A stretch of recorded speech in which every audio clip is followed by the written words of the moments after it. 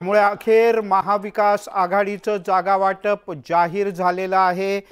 काँग्रेस 17 जागा लढवणार, राष्ट्रवादी काँग्रेस शरदचंद्र पवार पक्ष 10 जागा लढवणार, तर शिवसेना उद्धव बाळासाहेब ठाकरे गट 21 जागा लढवणार।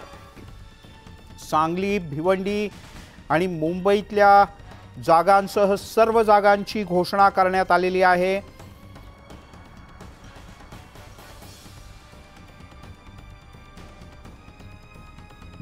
उत्तर मध्य मुंबई या मुंबईतल्या 2 जागा काँग्रेसला देण्यात आलेल्या आहेत। उत्तर मध्य मुंबई आणि उत्तर मुंबई या 2 जागा आधी उत्तर मुंबईतनं उभाठा गटानं आपला उमेदवार जाहीर केला होता, पण अखेर ही जागा काँग्रेसला देण्याचा निर्णय झालाय। भिवंडीची जागा राष्ट्रवादी काँग्रेसकडेच असेल। प्रशांत लीला रामदास आपले प्रतिनिधी आपल्यासोबत जोडले गेलेत। प्रशांत, अखेर झालं तर जागा वाटप जाहीर झालं, राष्ट्रवादी 10, शिवसेना उभाठा गट 21 आणि काँग्रेस 17। बरोबर आहे। मोठा फॉर्म्युला जो गेल्या अनेक दिवसापासून अपेक्षित होतं की महाविकास आघाडीचा फॉर्म्युला निश्चित होईल, पण आज ज्या पद्धतीनं माहिती मिळते, ज्या पद्धतीनं या सगळ्या घडामोडी बघितल्या आपण, त्यामध्ये साधारणतः जे जागा वाटप झालं त्यामध्ये सगळ्यात मोठा भाऊ जो असणार आहे तो उद्धव ठाकरे असणार आहे। उद्धव ठाकरेच्या पक्षाला सगळ्यात जास्त जागा मिळालेल्या आहे। सांगली आणि जो भिवंडीचा वाद होता तो वाद देखील संपलेला आहे। आणि महत्त्वाचं म्हणजे जर बघितलं या घोषणेनंतर आता विश्वजित कदम असो किंवा विशाल पाटील असो हे काय भूमिका घेतात हे देखील पाहणं अतिशय महत्त्वाचं असणार आहे। चर्चा अशी आहे की विश्वजित कदम होऊ शकतात, यानंतर पत्रकार परिषद देखील घेतील, पण ज्या पद्धतीनं चर्चा आहे की साधारणतः सांगली असो भिवंडी असो या संदर्भात जे गेल्या अनेक दिवसांपासून वाद सुरू होते, दिल्लीमध्ये नेत्यांच्या फेरे सुरू होत्या, या सगळ्या पार्श्वभूमीवरती आता हा एक मोठा निर्णय झाला आहे। सांगली आणि भिवंडी हे दोन्ही ज्या जागा आहे त्या संदर्भात निर्णय झालेला आहे आणि महाविकास आघाडीचा फॉर्म्युला निश्चित झालेला आहे। बरं, यात आणखीन एक गोम अशी आहे की ठाकरे गटाला 21 जागा मिळाल्यात आणि जागा वाटप जाहीर होणार म्हणेपर्यंत ठाकरे गटाने 21 जागा जाहीर पण करून टाकल्या, कोण कोण उमेदवार असेल ते। पण काँग्रेस आणि राष्ट्रवादी काँग्रेस शरदचंद्र पवार गटाला अद्यापही जागा जाहीर करायचे आहेत, उमेदवार जाहीर करायचे आहेत। काय वाटतंय तुला? पद्धतीनं माहिती मिळते की साधारणतः अजून 7 जागांचे नावांची घोषणा व्हायची आहे। यापूर्वी त्यामध्ये जर बघितलं तर मुंबईमध्ये उत्तर मुंबई जो मतदारसंघ आहे लोकसभेचा तो आता सध्या काँग्रेसला मिळालेला आहे आणि काँग्रेस त्या संदर्भात तिथे कोणाला उमेदवारी देते हे पाहणं अतिशय महत्त्वाचं असणार आहे। सोबतच जर बघितलं आपण इतरही महत्त्वाचे मुद्दे जे आहेत त्यामध्ये खास करून नाना पटोले यांनी स्पष्ट केलं की आमचा जो चर्चा होते त्या चर्चेमधले काही वाद जे चर्चा जात होते प्रसारमाध्यमांमध्ये ते सगळे वाद संपलेले आहेत। आम्ही एक मुखाने लढणार आहोत आणि एकत्रितपणे लढणार आहोत हे देखील त्यांनी स्पष्ट केलं आहे। त्यामुळे आता महाविकास आघाडी ह्या ज्या लोकसभेच्या निवडणुका आहे साधारणतः पहिला टप्पा येता 19 जुलैला होणार आहे। 19 जुलैच्या पहिल्या टप्प्यामध्ये विदर्भ ज्या उमेदवार आहे त्या विदर्भाच्या उमेदवारासाठी आता हे तीनही नेते एकत्रितपणे प्रचार करतात हे देखील पाहणं अतिशय महत्त्वाचं असणार आहे। मिलिंद, प्रशांत, तू आपल्यासोबतच थांब। सांगलीतला तिढा मिटलाय असं या बैठकीत पत्रकार परिषदेत जाहीर करण्यात आलं। न्यूज 18 लोकमतच्या बातमीवर शिक्कामोर्तब झालंय। मैत्रीपूर्ण लढत होणार नाही, तर सांगलीची जागा ठाकरेंच्या शिवसेनेचीच असेल हे आता स्पष्ट झालंय। भिवंडीच्या जागेचा प्रश्न सुटलाय, भिवंडीची जागा शरद पवार गटाकडेच असणार आहे। प्रशांत, सांगलीचा वाद इतक्या सहजासहजी संपेल असं वाटतंय तुला? ज्या पद्धतीची आक्रमक भूमिका या दोन्ही तरुण नेत्यांनी घेतली होती काँग्रेसच्या, महत्त्वाचं म्हणजे जर बघितलं नाना पटोले यांनी आता स्पष्ट केलं आहे की कुठलीही मैत्रीपूर्ण लढाई असणार नाही आहे, कुठलीही मैत्रीपूर्ण लढत असणार नाही आहे। नाना पटोले यांनी स्पष्ट केलेलं आहे की जे काँग्रेसचे प्रदेशाध्यक्ष त्यांनी स्पष्ट केलं आहे की कुठल्याही प्रकारची लढाई नसणार नाही आहे। याचा अर्थ असा होतो की हा सांगली आणि भिवंडीच्या संदर्भातला जो वाद आहे तो मिटला आहे असा दावा आता पत्रकार परिषदेमध्ये नाना पटोले यांनी केला आहे। नाना पटोले हे प्रदेशाध्यक्ष आहे आणि या संपूर्ण जागा वाटपाच्या चर्चेमध्ये त्यांची प्रामुख्याने भूमिका होती। जेव्हा दिल्लीमध्ये देखील जेव्हा या संदर्भात चर्चा झाली होती त्यावेळेस देखील नाना पटोले यांनी स्पष्ट केलं होतं की मैत्रीपूर्ण लढाईचा कुठल्याही प्रकारचा प्रश्न असणार नाही। पण आता हे अत्यंत महत्त्वाचं आहे की नाना पटोलेंनी महाविकास आघाडीच्या पत्रकार परिषदेत स्पष्ट केलंय की मैत्रीपूर्ण लढाईचा कुठल्याही प्रकारचा उल्लेख नाही, मैत्रीपूर्ण लढा होणार नाही। याचा अर्थ असा होतो की न्यूज 18 लोकमतची जी यापूर्वी बातमी दिली होती त्यांनी त्यावरती पुन्हा एकदा शिक्कामोर्तब झालेला आहे। मयुरेश गणपते आपल्यासोबत आपले नेटवर्क 18 चे वरिष्ठ प्रतिनिधी जोडले गेले आहेत। मयुरेश, या या सगळ्या जागा वाटपानंतर तुला काय वाटतंय? दोन प्रश्न टाळले गेले, एक तर आघाडीतली अजूनही नाराजी वेगवेगळ्या ठिकाणची आहे, त्याचं काय? आणि दुसरं, राज ठाकरे यांनी गेल्या वेळेला आघाडीकरता प्रचार केला होता, यावेळेला ते महायुतीसोबत असतील, दोन प्रश्न मात्र पूर्ण टाळण्यात आले. नक्कीच, निश्चित. पण मिलिंद, त्याच्या आधी सांगू शकतो की 29 तारखेला IBN लोकमतने ही बातमी ब्रेक केली होती की कुठच्याही प्रकारची फ्रेंडली फाईट किंवा मैत्रीपूर्ण लढत जी आहे ती सांगली किंवा बाकी कुठच्या ठिकाणी होणार नाही. काँग्रेस नेत्यांनी तसा प्रस्ताव दिलेला होता महाराष्ट्रातल्या की मैत्रीपूर्ण फाईट सांगली व्हावी, इव्हन मुंबईतल्या 1-2 सीट जागांवर व्हावी, पण त्याला नकार दिला. जेव्हा बाकीचे चॅनल्स हे बातम्या चालवत होते की कशा पद्धतीने काँग्रेस हायकमांडने याला अप्रुव्हल दिलेलं आहे आणि फ्रेंडली फाईट होऊ शकते, पण तेव्हा आपण ही बातमी चालवली होती 29 तारखेला की तसं होणार नाही आणि आज त्या बातमीवर शिक्कामोर्तब झाले. तुम्ही जे दोन प्रश्न आता विचारलेत त्याला पूर्णपणे बगल दिलेली आहे. आज या प्रेस कॉन्फरन्समध्ये त्यांनी स्पष्टपणे राज ठाकरे यांच्या आजच्या सभेवर बोलण्यासाठी मनाई केलेली आहे. कारण का सगळ्यांनाच माहिती आहे की लावरे तो व्हिडिओ या माध्यमातून राज ठाकरेंनी जो 2014 साली 19 साली जो प्रचार केलेला होता, तो ज्या पद्धतीने त्यांनी मोदी सरकारच्या विरोधात प्रचार केलेला होता, त्याच्यानंतर आता राज ठाकरे कुठेतरी मोदी सरकार किंवा आपण असं म्हणूया महायुतीशी एक संगनमत करण्याचा प्रयत्न करतात, त्या युतीमध्ये सामील होण्याचा त्यांचा प्रयत्न आहे. त्यामुळे आज महाविकास आघाडीच्या प्रेस कॉन्फरन्समध्ये त्यांच्या कुठच्याच प्रश्नावर उत्तर दिलं गेलं नाही. आणि तुम्ही जो प्रश्न विचारला की कशा पद्धतीने हा वाद मिटला जाईल, पण आता कुठेतरी उद्धव ठाकरेंनी या वादावर पूर्णपणे आपण म्हणूया पांघरून टाकले. त्यांनी सांगितले की जेव्हा आम्ही कुठचाही निर्णय घेतो तो निर्णय तिथल्या स्थानिक नेत्यांना एक विश्वासात घेऊन घेतला जातो. त्यामुळे सांगली असो, भिवंडी असो किंवा अगदी मुंबईतल्या जागा असो जिथे वाद होता ते आता मिटलेले आहेत आणि आता सगळेजण जे आहे एकत्रितपणे प्रचाराला सुरुवात करतील. मयुरेश, तू थांब, आपल्यासोबत प्रशांत लीला रामदास सुद्धा आहे, पण दरम्यानच्या काळात नाना पटोले यांची एक प्रतिक्रिया आली, आपण पटकन पाहूया.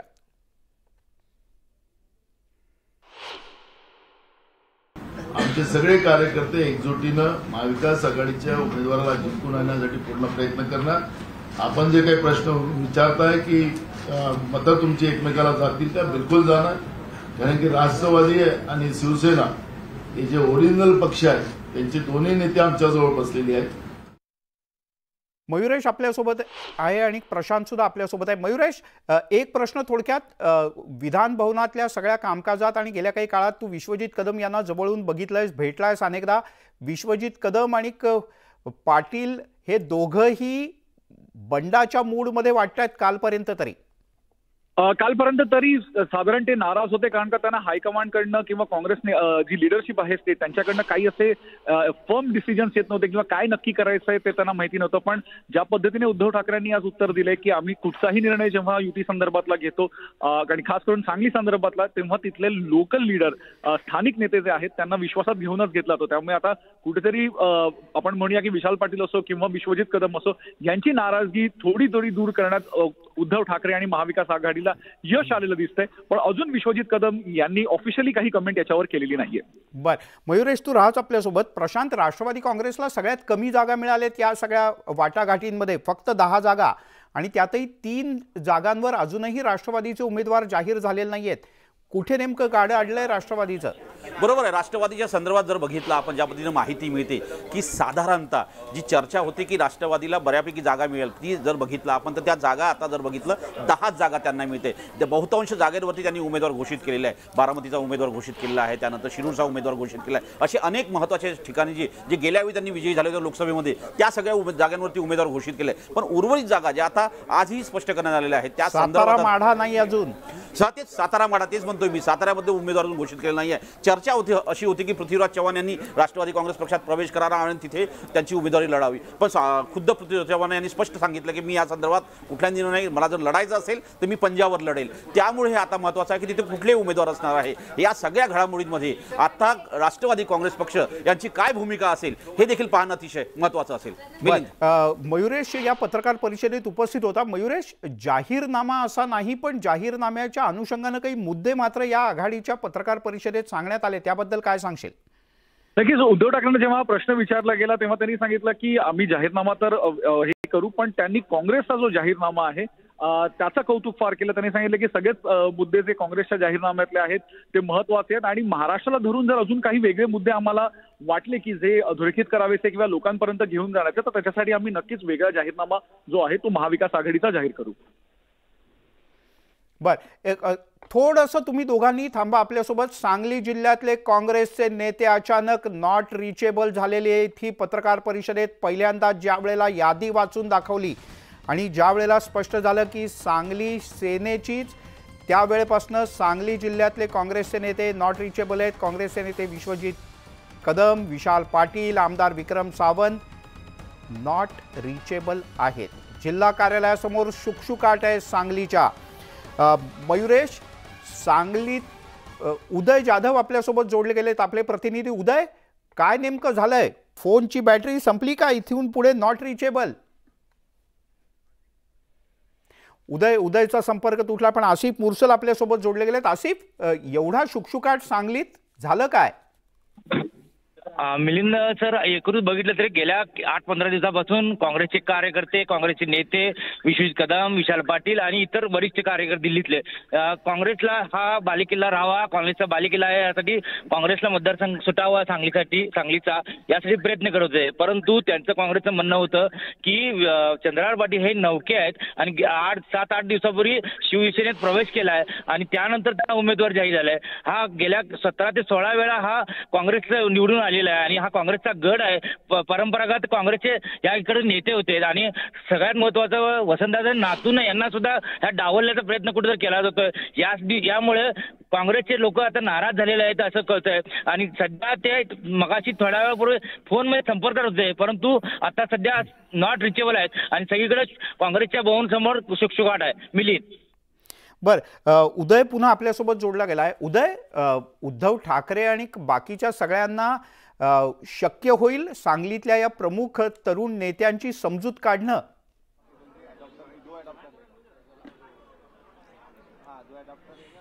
महाविकास आघाडीची संयुक्त पत्रकार परिषद पार पाडलेली आहे आणि सगळ्यांच्याच मनामध्ये जो मुख्य प्रश्न होता तो म्हणजे सांगली लोकसभा मतदारसंघ कोणाला दिला जाणार? शिवसेना ठाकरे गटाला दिला जाईल का काँग्रेस तो मतदारसंघ त्यांच्याकडे स्वतःकडे ठेवेल या संदर्भात प्रश्नचिन्ह होतं. मात्र अखेर तो प्रश्न आता सुटलेला आहे. सांगली लोकसभा मतदारसंघ शिवसेना उद्धव बाळासाहेब ठाकरे पक्षाचे उमेदवार जे ते लढवणार असल्याचं स्पष्ट झालं. तशी अधिकृत घोषणा या पत्रकार परिषदेमध्ये करण्यात आलेली आहे.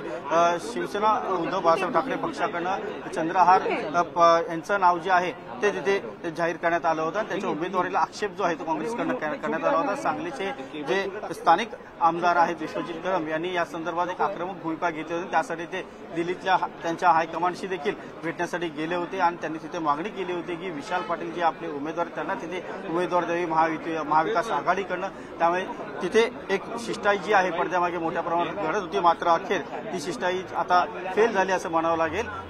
उद्धव ठाकरे यांनी या संदर्भात स्पष्टपणे सांगितलं की आम्ही आता उमेदवारी जाहीर केलेली आहे. आमच्यातले जे काही मतभेद होते, जे वाद आहेत ते मिटलेले आहेत. त्यामुळे आता आम्ही महाविकास आघाडीचा जो उमेदवार आहे त्याचा एकत्रित प्रचार करणार आहोत. मात्र आता चंद्रहार पाटील यांना काँग्रेसचं पूर्णपणे समर्थन सांगली जिल्ह्यामध्ये मिळेल का हे देखील पाहावं लागणार आहे. प्रत्यक्षात आता तिथे प्रचार मोहिमेमध्ये काँग्रेसचा सहभाग होतोय का हे देखील पाहावं लागेल आता. बर, उदय, या पत्रकार परिषदेत नेत्यांनी काही प्रश्न आवर्जून टाळले, त्याबद्दल काय सांगशील? खरंच काही भरपूर प्रश्न होते, मात्र भरपूर प्रश्नांना उत्तर इथे दिली गेलेली नाहीयेत. जे महत्वाचे काही प्रश्न होते त्यावर उत्तरं जी आहेत ती देण्यात आलेली आहेत. पक्षप्रमुख उद्धव ठाकरे यांनी उत्तर दिलेली आहेत. राष्ट्रवादी काँग्रेस पक्षाचे अध्यक्ष शरद पवार यांनी उत्तर दिलेली आहेत. काँग्रेसचे प्रदेश नाना पटोले यांनी उत्तरं दिलेली आहेत. मात्र काही अजूनही महत्वाचे प्रश्न होते ते म्हणजे मनसेचा जो सहभाग आहे तो आता कसा असणार. आज संध्याकाळी मनसेची मेळावा देखील आहे. त्या मेळाव्यात मनसे काय नेमकी भूमिका जाहीर करते, महायुतीसोबत मनसे जाणार का तटस्थ राहणार याकडे सर्वांचं लक्ष लागलं. त्याबरोबर महाविकास आघाडीसोबत जे इतर घटक पक्ष आलेले आहेत त्या घटक पक्षांना या जागा वाटपामध्ये कुठलंही स्थान जे आहे ते मिळालं नसल्याचं आपल्याला पाहायला मिळतं. मात्र तरी देखील महाविकास आघाडीचे इतर घटक पक्ष त्यांचे नेते आणि आमदार जे आहेत ते या महाविकास आघाडीच्या पत्रकार परिषदेला मात्र उपस्थित असल्याचं पाहायला मिळतं आहे. एक वंचित बहुजन आघाडीचा प्रश्न जो आहे तो प्रामुख्याने विचारला जात होता. वंचित बहुजन आघाडीने महाविकास आघाडीपासून फारकत घेतलेली आहे. मात्र त्यांच्याशी आमची चर्चा चालू आहे. ते देखील आमच्या एकाच विचाराची आहेत. मात्र जागा वाटपात त्यांचं समाधान न झाल्यामुळे त्यांनी त्यांची वेगळी चूल जी आहे ती मांडलेली आहे. त्यामुळे प्रकाशजी आंबेडकर यांच्याबद्दल आम्हाला एक आस्था आहे, प्रेम आहे असं स्वतः पक्षप्रमुख उद्धव ठाकरे यांनी त्यांचं मत जे आहे ते मांडलेलं आहे. प्रत्यक्षात आता 2019 आणि 2014च्या निवडणुकीप्रमाणे वंचित बहुजन आघाडी हे महाविकास आघाडीची मतं जी आहे ते कट करतायत का आणि त्याचा फायदा हा भाजप आणि शिवसेनेच्या उमेदवाराला होतोय का हे आता पाहावं लागेल। बर उदय, तू राहत आपल्यासोबत। प्रशांत, वंचितचा फॅक्टर महाविकास आघाडीला या निवडणुकीत भारी पडणार?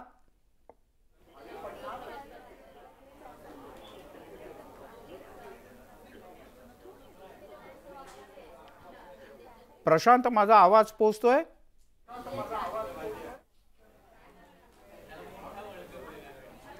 एकीकडे आपण आघाडीची पत्रकार परिषदेतली दृश्य पाहतोय, तर दुसरीकडे सांगलीतल्या काँग्रेसच्या कार्यालयाला जवळपास कुलूप लावल्यासारखं चित्र आहे। बरोबर आहे, एकही माणूस या कार्यालयात आता उपस्थित नाही। प्रशांत, मला प्रश्न असा विचारायचा होता, हा शुकशुकाट काय सांगतोय आणि त्याच वेळेला महाविकास आघाडीतला एक घटक पक्ष होऊ घातलेल्या वंचितच्या बद्दल इतकं मौन बाळगण्याचं कारण काय? या महाविकास आघाडीच्या पत्रकार परिषदेमध्ये वंचितच्या संदर्भात कुठलाही ब्र देखील काढणार नाही, कुठला शब्द देखील काढण्यात आला नाही आहे। महत्त्वाचं म्हणजे त्यामागे कारण असं असेल की प्रकाश आंबेडकरांनी गेल्या वेळेस जर बघितलं, गेल्या लोकसभा निवडणुकीमध्ये ज्या पद्धतीने त्यांनी उमेदवार केले तर त्याचा सगळ्यात मोठा फटका जो बसला होता तो काँग्रेसला बसला होता। अशावेळी यावेळेस कुठल्याही प्रकारे त्यांच्याबद्दल विरोधात वक्तव्य द्यायचं नाही आणि ज्या पद्धतीनं पूर्वी चर्चा होत्या की काँग्रेस निश्चितपणे प्रकाश आंबेडकर यांना पाठिंबा देईल, पण त्यांनी शेवटी अभय पाटील अकोल्यातून उमेदवार उभा केला, त्यामुळे मोठा वाद निर्माण झाला। त्या वादावर आता जास्त काही बोलत नाही अशी काँग्रेस पक्षाची भूमिका आहे। त्याचमुळे होऊ शकतं महाविकास आघाडीच्या पत्रकार परिषदेमध्ये निश्चितपणे वंचितबद्दल बोलण्यात आलं नाही। पण दुसरा जो महत्त्वाचा प्रश्न आहे की सांगलीचं जे काँग्रेस कार्यालय आहे त्या काँग्रेस कार्यालयामध्ये शुकशुकाट आहे। याचा अर्थ असा होतो की जर नेते नॉट रिचेबल झालेले आहे आणि काँग्रेसमध्ये सगळं काही आलबेल नाही हे स्पष्ट होतंय। जोपर्यंत कालपर्यंत चर्चा अशी होती की दिल्लीहून सांगलीचा निर्णय होईल, रात्री चर्चा होईल, पण जो चर्चा झाली त्या चर्चेच्या आधारावरती जेव्हा महाविकास आघाडीने आता पत्रकार परिषदेतून घोषणा केली, याचा अर्थ असा होतो की सांगलीमध्ये आता काय होतं हे पाहणं अतिशय महत्त्वाचं असणार आहे। ज्या पद्धतीने विश्वजित कदम यांची स्पष्ट केलं होतं की मी कुठल्याही प्रकार जोपर्यंत सांगलीचा निर्णय होणार नाही तोपर्यंत मी कुठल्याही बैठकीला देखील उपस्थित राहणार नाही। गेल्या वेळी मॅनिफेस्टो कमिटीची बैठक मुंबईत झाली होती, त्या बैठकीला विश्वजित कदम उपस्थित नव्हती। या सगळ्या पार्श्वभूमीवरती अत्यंत महत्त्वाचं आहे। थोडंसं थांबवतो। विक्रम सावंत, काँग्रेसचे नेते सांगलीतले आपल्यासोबत जोडले गेलेत। विक्रमजी, काय तुमची आता प्रतिक्रिया आहे? कारण औपचारिकपणे स्पष्ट करण्यात आलंय सांगली शिवसेनेची। विक्रम सावंत आमदार आहेत सांगलीतले। विक्रमजी, माझा आवाज पोहोचतोय? हा, बोला। हा, आता औपचारिकपणे जाहीर झालंय की सांगलीतला उमेदवार महाविकास आघाडीचा शिवसेनेचाच असेल। काँग्रेसची काय भूमिका आहे? नाही, आता या संदर्भातला आम्ही वारंवार गेली 1.5 महिना झालं ही जागा आतापर्यंतची ज्या काही लोकसभेच्या निवडणुका झाल्या त्यात जवळजवळ 11 ते 12 वेळा ही जागा काँग्रेस पक्षानं लढवली आणि एकतर्फी निर्णय घेतला, निर्णयावर पोहोचलो। पण अशा पद्धतीचा हा महाविकास आघाडीच्या माध्यमातून घेतलेला हा निर्णय हा दुर्दैवी आहे आणि येणाऱ्या काळात आम्ही आमची पदाधिकाऱ्यांची एक बैठक बोलू, त्याचबरोबर प्रत्येक तालुका वाईज ज्या लोकसभेत जे काही विधानसभा येतात त्याचा एक कार्यक्रम, त्याचा एक असा प्रत्यक्षात कार्यकर्त्यांशी चर्चा करून या ठिकाणी योग्य तो निर्णय घेऊ। बर, पण विक्रमजी, तुम्हाला असं वाटतं, कारण साधारणपणे जर का मी चुकत नसेन तर सगळ्यात पहिल्या जाहीर झालेल्या ज्या 2-3 जागा आहेत त्यातली सांगलीची जागा आहे आणि काल परवापर्यंत तुम्हाला केंद्रातले तुमचे नेते, आघाडीचे नेते असं सांगत होते की ठीक आहे, आपण बघूयात, चर्चा करूयात, काहीतरी मार्ग काढू। याचा अर्थ तुम्हाला सांगितलं गेलं आणि प्रत्यक्षात जागा द्यायची शिवसेनेला हे फार पूर्वीच ठरलं होतं?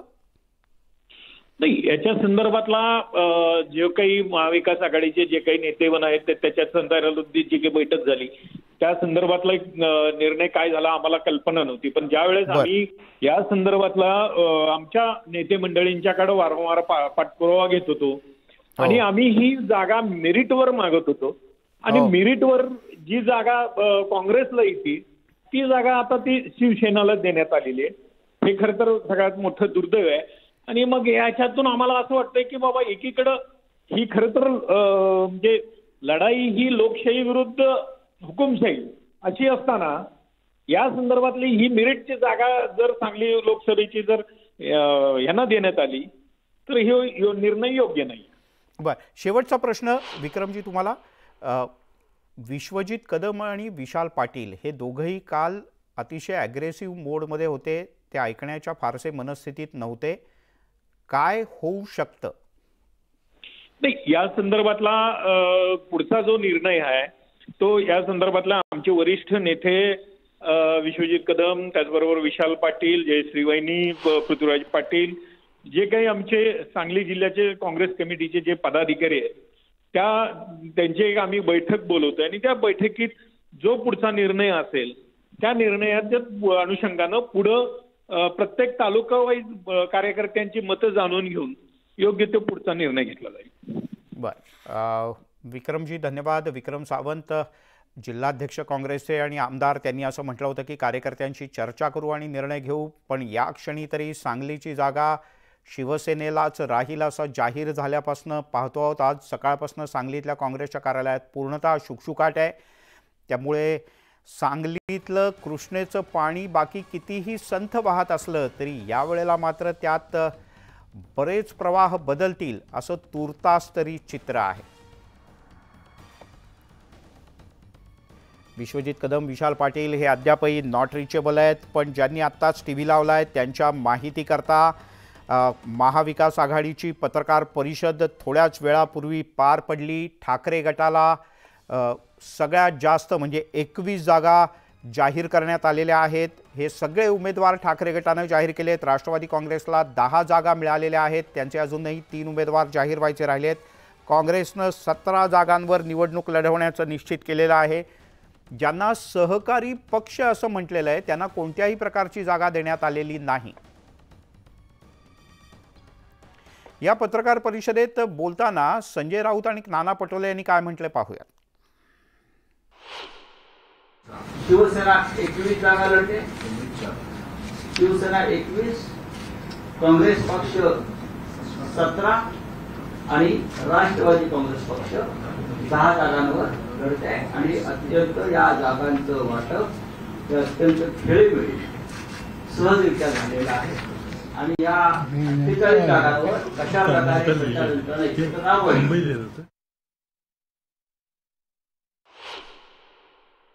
आमचे सगळे कार्यकर्ते एकजुटीनं महाविकास आघाडीच्या उमेदवाराला जिंकून आणण्यासाठी पूर्ण प्रयत्न करणार. आपण जे काही प्रश्न विचारताय की मतं तुमची एकमेकाला जातील, त्या बिलकुल जाणार. कारण की राष्ट्रवादी आणि शिवसेना हे जे ओरिजिनल पक्ष आहेत त्यांचे दोन्ही नेते आमच्याजवळ बसलेले आहेत.